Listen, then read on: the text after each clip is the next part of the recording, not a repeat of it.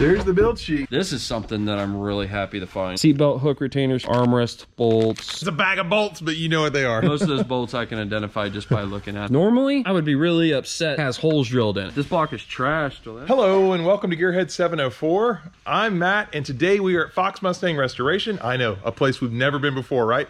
But we're here today to talk mainly about this car right behind me. In case you missed the video where we picked the car up, that was a lot of fun. Definitely check that out first, because this is a new project series we're doing here on the channel. And this is on Matt, who is the co-owner where I'm at Fox Resto. This is his 85 North Carolina SSP car. And what we did in the first upload, we just kind of picked it up and talked about what he wanted to do with it, but we didn't really get into what we have. And that's what we're talking about today. We're talking about everything that's here with this car. He got a lot of parts with it. We're gonna go through those parts. We're also gonna talk about some of the neat things on the car, like what color was it originally? You know, how many SSPs were that color? The build sheet, guys. This still has the build sheet in this. That's pretty cool. You don't wanna miss that part. So let me go get Matt and we'll start going through all this. This is gonna be a lot of fun. We will also be talking about the direction of the car as well with some of this stuff. But Matt's really excited about this project. I'm really excited about it. And if you stay tuned to the channel here, you're gonna get to see it fully transformed. We're also gonna go really fast on this one, guys. We've got some other projects here in the past we've gone a little bit slower on, mainly my projects because I've done a lot of the work. But on this, we're gonna go a lot quicker. The main reason is Matt is gonna be doing a lot of the work off camera, so it's not gonna be a how-to series, but it's gonna be a very quick series. And we could be driving this thing on the road, guys, in maybe just a few months. So we'll see. Let me go grab Matt and we'll get into it. All right, guys, this is the parts haul that we got. Now, a lot of this is not SSP specific, but a lot of it is gonna contribute to basically bringing the car back to life. Got Matt here with me again. Welcome back to the channel, Matt, for the 100th time. Hey. Actually, I got to find the actual number of how many times you've been on here. I'm going to just start saying that every upload. I'm just going to be like, this is time 107. Maybe somebody can keep that count at home and let us know. There you go. But anyway, Matt, you got a lot of stuff here. Let's just kind of go through. I know you've been through it kind of a little bit, but you haven't kind of been through everything yet. So let's just start going through it, see what we got here to work with. Yeah, basically, I mean, as you saw the cars taken apart, I guess you can consider the restoration was started by taking it apart. So I'm trying to determine what I have here. Now, Mike did say that he thinks he has some other components elsewhere in the shop that just needs to be dug up. He has quite a large facility. Yeah, Mike, the seller. Mike from Morrison Motors, he's the guy that Matt got the car from because he wants to see Matt specifically restore it. That's what he told us, so that's pretty cool. Yeah, I know there's definitely some stuff missing. For example, I know the carburetor's missing. That's one thing I would love to find because they are date coded to the car. Yeah, I didn't realize that. You told me off camera, but that's pretty cool. The carburetors are date coded to the car. Yeah, the date codes are stamped in the choke horn on each carburetor. These cars came with a factory Holley 4-barrel carburetor. Holley actually built the 4-barrel carburetors for the 83, 84, and 85 Mustang GTs. Yeah, so that's cool about the carburetor. And then this is throwing me off here. First thing that stands out, this looks like a computer. Yeah. But you told me one time the carburetor cars actually did have computers, is that right? The 85s do. Just the 85s? Just the 85s. Okay. As far as the Mustangs go, just the 85 as far as the carbureted cars go. Yeah. 83, 84 did not. 85, they did add it. Basically, it controls some of the emissions stuff, and it also does the wide open throttle cutoff for the AC whenever you hit the gas. This helps control the AC relay. So on an 85, you have to have the computer to run the AC unless you bypass all that stuff. Get out. I didn't know. Okay, it's pretty cool. Yeah, most people didn't even know about computers being in those older cars. I think a lot of guys don't even use them probably because they're emissions related.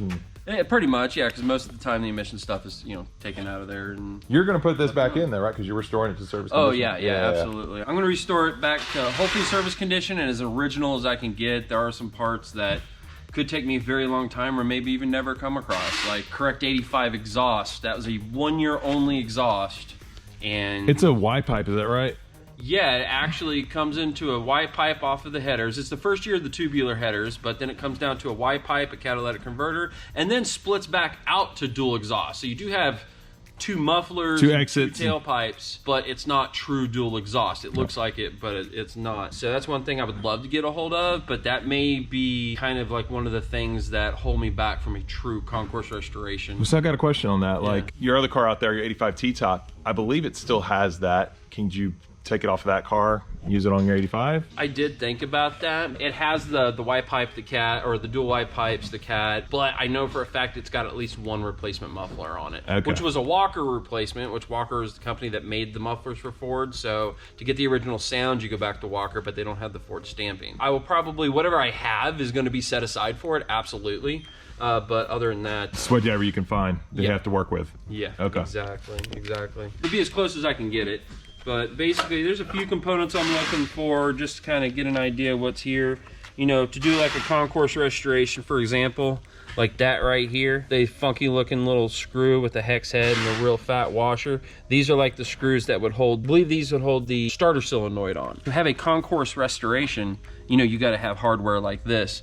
And so you're even trying looking for the correct factory hardware. Yeah, That's which cool. I've got so much hardware over there. Honestly, I'm sure I can dig them all up. But what I can do with these is I can actually sandblast these down back to bare steel and then send out and have them replated, either nickel or cadmium or however they were originally plated, and I can make these look brand new to the original coloring and everything. You said a term they're not familiar with, concourse restoration. I actually haven't heard that before. What does that mean, just from restoration difference? Concourse restoration basically means the car is 100% original down to the way it was from the factory. You're talking, you know, window stickers, inspection marks, stampings, every part on it be an original Ford. That's 100% correct for that car. Restoring a car back to pulled off the factory line. And that's something with this car that's why you were really excited about it, but it's going to be a challenge.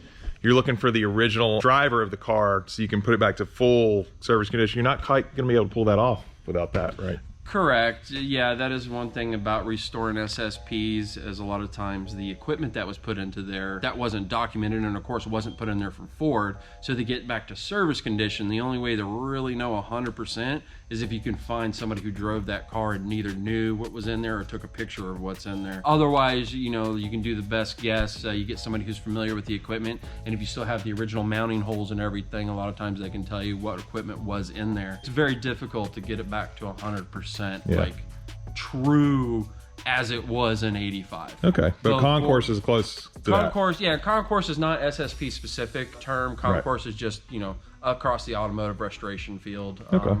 Yeah, that's what that would be called. Cool. Well, obviously it had the red interior because I'm seeing some red panels. Yeah, it had Canyon red interior. Obviously these panels they're pretty wiped out. You can see they're chalky right here, and see, it just scratches off. The red just scratches right off because the plastic's so dried out from sun exposure. You can still use these though, right? There's really no saving those. There is a way to, if I could get the thermoforming material that they use to wrap dash pads in, I could actually glue a skin of that, like build a form to mount that, and then put it in my thermoformer, heat up the material to where it's malleable, and you can suck it down and actually adhere it to there, and you can make a skin, a very thin skin, that has all the correct graining, and you can dye that, but that's very time consuming. You need all the proper equipment. I think there is a company out there that does that. I'm not really 100% on how it's going to look or how well it's going to hang on. So my intention is I want to find some, best would be NOS, but you know, realistically I'm probably going to try to find some really low mileage or really super clean panels. Anybody out there's got them, I need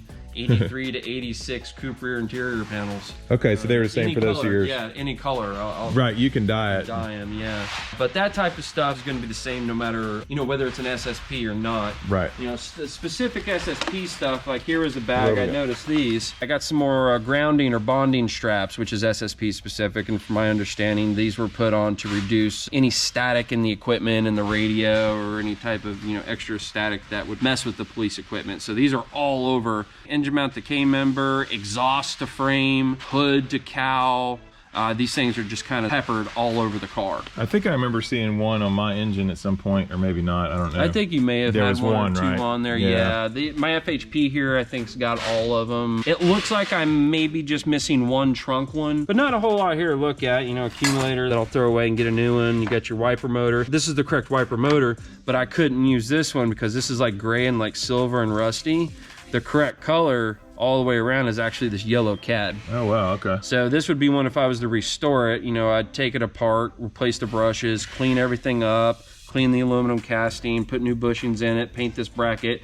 But this can here, I'd have to unbolt it, send it out, have it sandblasted, and have it electroplated, the yellow cad, to make it look correct. Oh, is that all? That's it. That's it. No big deal there. That's something, if I can't find an NOS one, that's what I'll eventually do. But yeah, so there's some components there. I know I'm looking for anything SSP specific. I got the rim, I got the spare tire actually.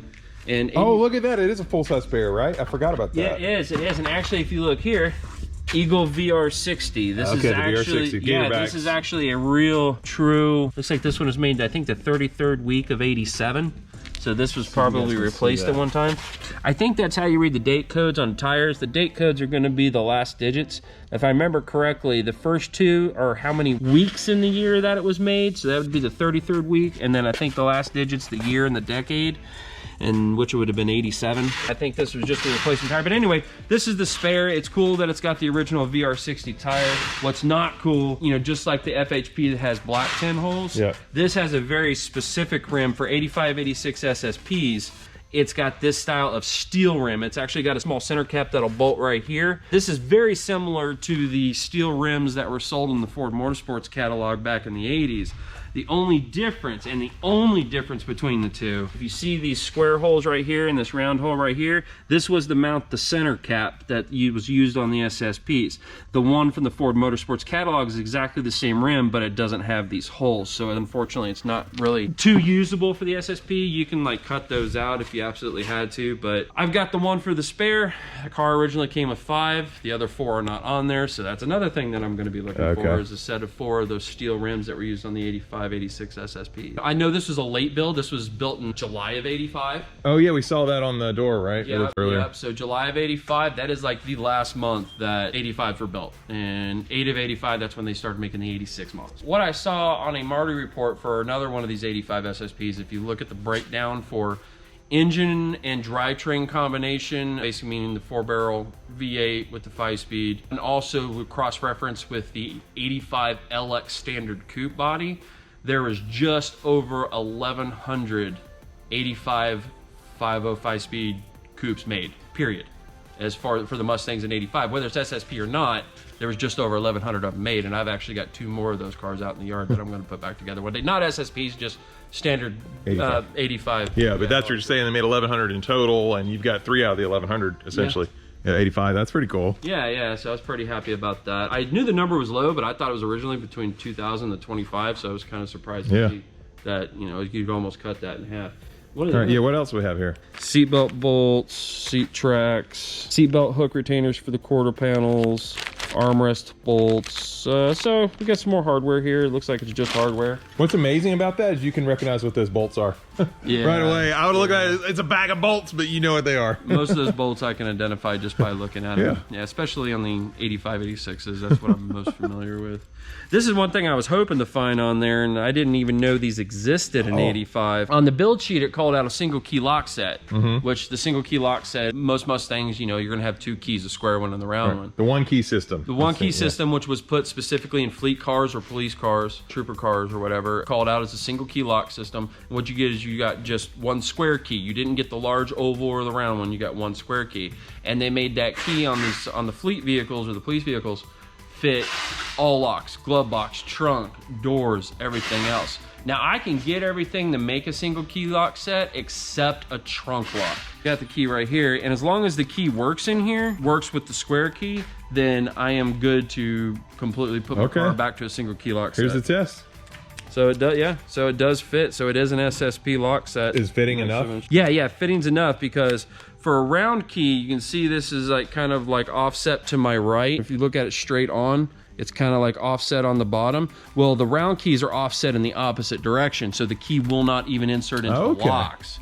So it's impossible. So just being at this, whether it turns it or not, that's enough. I can actually recode this lock to make it work for any key. The biggest thing is I just need the housing to exist so I can make it work. And it is actually correct for the car because the key works it. All right. So yay, so I've got the complete SSP lock set, which is awesome. Yeah, and one of the things you had told me is you didn't realize that they had a single key system in 85, which is that's cool. I know one other guy that has an 85 FHP, and I briefly talked to him about whether his had a single key lock set, and this is probably about a year ago. I was trying to determine just if 85s had them at all, 85, 86s, because 87 and 93s I knew for a fact pretty much every SSP got it. Anyway, I talked to my buddy, he had the build sheet, and he said his car did not have it, and it wasn't on the whole build sheet. So I was like super shocked whenever I read this build sheet and saw single key lock set, and it made me immediately want to go make sure I had this lock. We're going to show you guys the build sheet in a second, don't worry. Anything else SSP specific? No, looks like he gave me a shifter handle there. Now, did they have a shifter handle? There we go. Actually, I am getting one soon, but not this. I want a different kind. It's a Hurst at least. This is something that I'm really happy to find. This is for the 5-speed transmissions. This is a console delete, or they call it a console lit. And what it is, instead of having a whole center console, this housing bolts on the transmission tunnel over the carpet. Your shifter comes up through there, and then you've got your bezel. And this is what a console delete shifter assembly looks like in a 4i car. And so you also still got the little seal for the e-brake, and that bolts to the floor pan like that, and then you fold it over and your e-brake comes out of there. So you have your shifter here, your e-brake here. There's no console? It's all carpet in between. No way. And then on the bottom of the dash there's a little drop down ashtray. It's a 3-piece kit. Well, 3-component style kit, because there's more than one 3-piece there. But it's basically 3 separate style components that'll make a console delete for a 4i car. Wow. I don't even think, so your 85 T-Top out there, it has a console, doesn't it? Yes. Yeah, I don't think I've seen a console delete. They're not real popular. Okay. And actually, this is pretty cool. If you look at this console delete right here, I just noticed normally I would be really upset that my near perfect console delete has holes drilled in it. But we know what it's for. I guess. But I'm actually happy about this one, being it came out of the SSP. That's a piece of equipment that mounted right there. So now I know, start looking for equipment. If I can't find pictures, if I find somebody who's familiar with these year's cars and SSP equipment, I can show them the holes and they can hopefully tell me what goes there. Yeah, that's what he was talking about earlier, guys, is if we're trying to find the original driver of this car, but if we can't, he can use something like that and figure out what types of equipment were used there. Hopefully the type is the goal, Exactly. And then I do want to hunt down all that equipment and mount it in there, whether it works or not, preferably working, but you know, it's old equipment, so just to have mounted in there for display I think would be great. But as far as the rest of the stuff out here, it looks like it's pretty straightforward. I'm obviously missing a lot of engine components. This is the engine right here, is that right? Yeah, that is the engine right here. I'm gonna have it rebuilt. Looks like you've already torn it down a little bit. They haven't gotten into the long block, but they've taken everything else off of it. I'm missing the intake. I do have the valve covers. Oh crap, I can't use this block.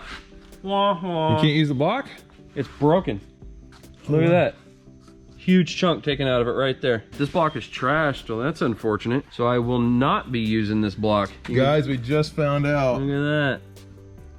Can't use the block. You can't weld that back on? I don't even have the piece to weld back on. Right. That's been broken for a while. Look how it's rusted right there. So yeah, so you can't use this engine block. Nope, I'll be finding another engine block. Oh wow. Find out, guys. Happens. So what can you use off of this then? I guess the heads maybe? Yeah, the heads. You got the lifter spider there. Probably the crankshaft. I mean the rotating assembly. If I'm just gonna go back to stock. Yeah. But yeah, basically everything but the block itself. Okay. That's unfortunate. That really sucks. Broken, but hey, it happens, man. Yep. Definitely. I was looking at your timing chain cover. Yeah. Yep. Yeah. Mine had some ears broken off, but yours actually looks okay. Right. Yeah. No, my block's broken now. Your had a timing cover. I got a broken block. I think I got it better than you did. Yeah. But it's no problem. It's one of those things that you come across. Yeah. You know, when you're fixing an old car. Is that wiring harnesses under here? Yeah. This is the underhood harness for an 85, which actually does the complete everything under the hood, including the headlights and. Oh, it's a one harness. The computer.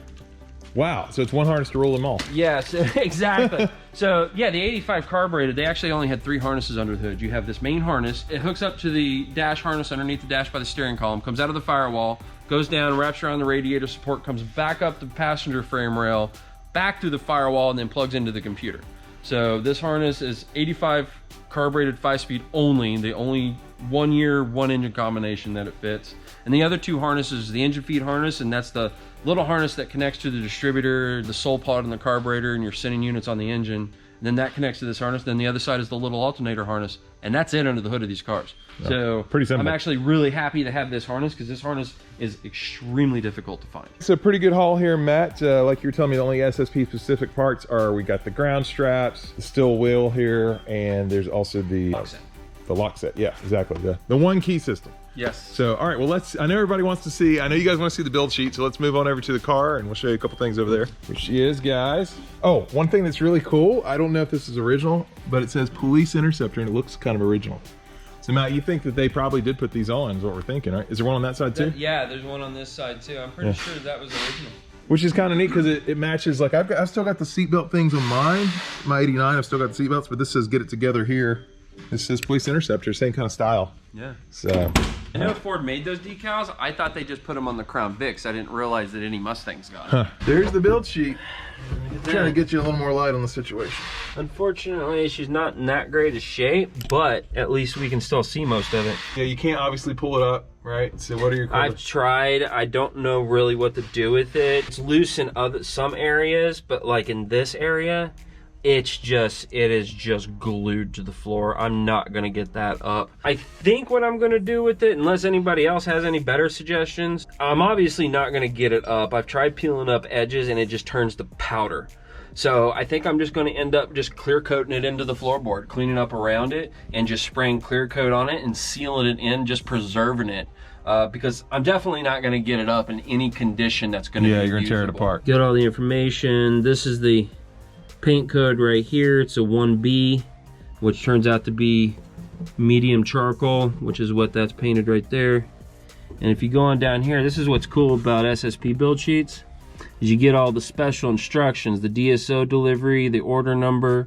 It says North Carolina. And this is where it says 140 mile an hour cluster. And 85, all the way up to 88 actually, you could not get a 140 mile an hour cluster in a stock car. It's 85, right? Right, it was only 85, so being that it was an SSP, they got 140 mile an hour clusters. So if you look over here, here's my original cluster, or my original 140 speedometer, and you can see it's a little bit different than even the Ford Motorsports that were sold in 85. And this one also at the bottom says certified calibration, which was for the police cars. I remember my FHP has that on it too. Yeah, exactly, all of those did. And back down to the build sheet, single key lock set, and then aircraft hose clamp, remote deck lid release, left hand of steering column. Right there. Oh, here's another thing that's cool. This right here was North Carolina's serial number for the car. I would imagine whenever they needed anything done, whatever resources they use, whatever department, that's how they would identify the car through the state. So yeah, that's also very specific to the car in the SSP. Here's that little consulate ashtray I was talking about. Because you got to give the trooper an ashtray. You had to have it. Oh, check that out. It just mounts in right there, drops down. But yeah, this is my 85 SSP that I will definitely look forward to restoring. Yeah, and we're going to look forward to it as well. The other thing on SSPs, this is on mine too, you get the floor pan reinforcements. Matt just opened the trunk, and this looks SSP specific. Well, I forgot this was in there. I don't know if it's a component that the car originally came with, or somebody just threw it in there, but got this weird looking antenna. But maybe anybody out there that's familiar with SSP equipment can tell me if this looks like it may have been used on an 85. Yeah, but this is pretty empty. We got our side panels. The rest is looking not too bad. Trunk panels are super clean. Trunk lid looks really clean. I got a little bit of surface rust all sandblasted out. As far as I can tell, there's no Bondo or anything, or no filler in the car. I think my car has a lot of Bondo on it. Yeah, like the worst rust back here is like this surface rust right here. Okay. You can blast that off. Yeah. Oh, these holes were probably for SSP too. I noticed that there was a hole drilled in each one of these panels, so I'm thinking that may have been a mount or probably a ground wire. I don't know, something. Okay. Matt's also popped the hood here, guys, and this is kind of cool because take a look at the condition. These we believe these are original factory stickers. You know, got the fan belt there, and Matt just pointed out to me, the emissions up here. Really good shape. Oh, this is cool. Emissions, I don't even know if they make a reproduction of this sticker. Emission idle test procedure. Huh. Maybe we'll have to try that one day on the channel. I don't think I've ever seen that decal before. I'm sure everybody wants to know that. What was the emission idle test procedure?